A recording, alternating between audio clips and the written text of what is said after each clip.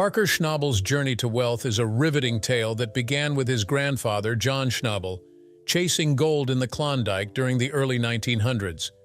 Despite numerous hardships, John's determination paid off, making him a millionaire miner. Inspired by his grandfather, Parker started mining at the tender age of 5. By 16, he was already running his own claim and earning a reputation as a mining prodigy. But just how rich has Parker become? The answer might just surprise you. So the Schnabel story in the Klondike all started way back in the early 1900s. A young John Schnabel packed his bags and headed north, chasing that gold dream.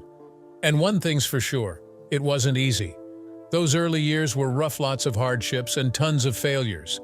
But John was built differently. He kept at it, learned the ropes the hard way, and eventually, he found success.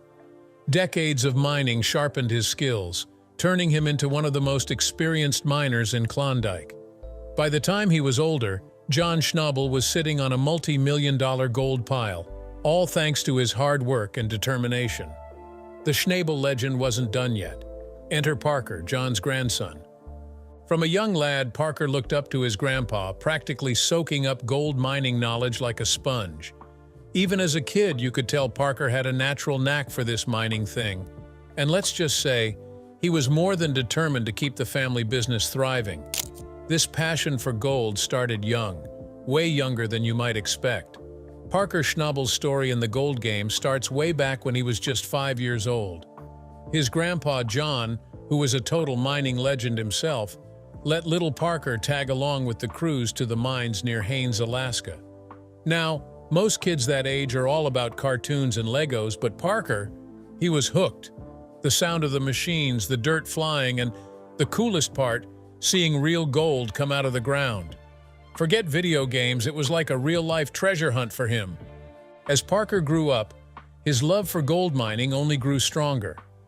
By 10, he was already running tiny excavators and sorting for gold under his grandpa's watchful eye. Turns out, Parker had a sixth sense for finding gold, even better than some seasoned miners. When Parker hit 16, John decided to throw him a serious challenge. He leased a part of his own claim to Parker, meaning Parker was in charge of everything: the bills, the profits, the whole shebang. People were like, "Whoa, a 16-year-old running a mine? Crazy." But Parker wasn't scared. He put together a crew of local miners, worked his tail off, and used his gold-finding magic to pull out serious amounts of gold. News of this teenage mining whiz spread like wildfire, and soon Parker Schnabel was being called a prodigy, destined to become just as legendary as his grandpa. By 2012, Parker was already a Yukon gold-digging boss. Dude was pulling in serious cash and leaving seasoned prospectors in the dust with his smarts and fancy new mining tricks.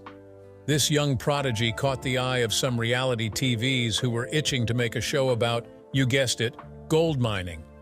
They offered Parker a wild idea: let a camera crew follow him around for a brand new show on Discovery Channel called Gold Rush. Parker, ever the businessman and maybe a little showman, saw this as a golden opportunity, pun intended, to spread his wings and share his family's legacy with the world. After a quick chat with Grandpa John, Parker said yes, and Gold Rush was born. From the very first episode, Parker became a superstar.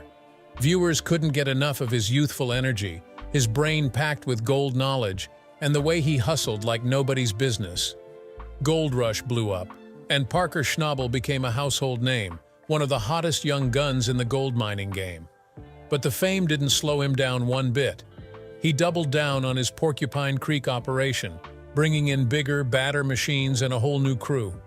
Parker got creative, used his wits to develop killer mining strategies, and kept on smashing his own gold records season after season. We're talking about pulling in over 3,000 ounces of gold in a single season by his early 20s. That's millions of dollars.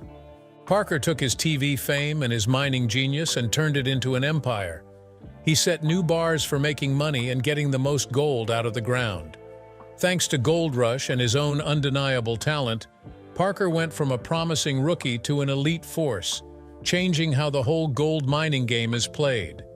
But 2016 was a tough year for the Schnabel family.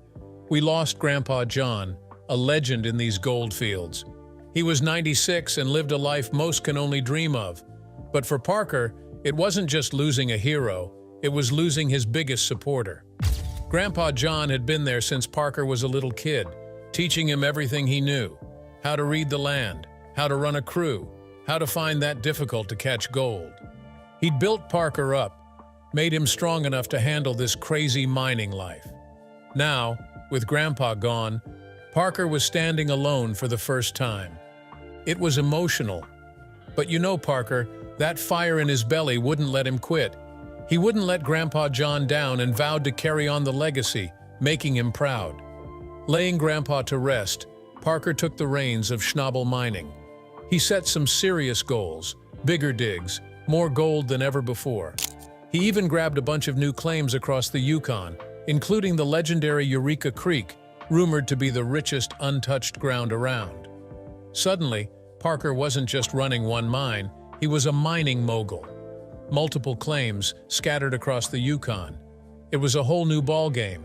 He had to grow up fast, learn to plan really well, and figure out how to keep all these moving parts running smoothly. Crews were working 24/7, rentals piling up, payroll skyrocketing. The pressure was on. Parker had to get creative, squeezing every ounce of gold out of these claims. He analyzed everything, found ways to work smarter, not harder. It wasn't all sunshine and rainbows, though. There were mistakes, bad hires, the wrong equipment stuff that almost ruined the whole operation. Competitors were circling, waiting for Parker to stumble. But Parker, that kid who grew up chasing gold with Grandpa John, he's got determination. He learned from his mistakes, built a stronger team, and pushed himself further than ever. Through all the hardship, Grandpa John's spirit was right there with him. And thanks to Parker's determination, the Schnabel legacy kept shining brighter than ever. Look, Parker gets it. The Yukon is a wild and beautiful place, and it needs to stay that way. Even as his mining operation exploded, Parker knew he had to be responsible. He knew he had to mine smart, gotta keep this place beautiful for future generations. So Parker became a strong advocate for eco-friendly mining. He invested big time in fancy gear to keep nasty chemicals from leaking out, and special filters to stop dirty water from messing with the rivers. Once they were done mining a spot, Parker's team would smooth things out, clearing junk, and planting local plants to bring everything back to life. And it actually worked. Animals started coming back to these reclaimed areas, loving their restored home. And because Parker's a good dude, he used his fame to push for smarter mining rules in the Yukon.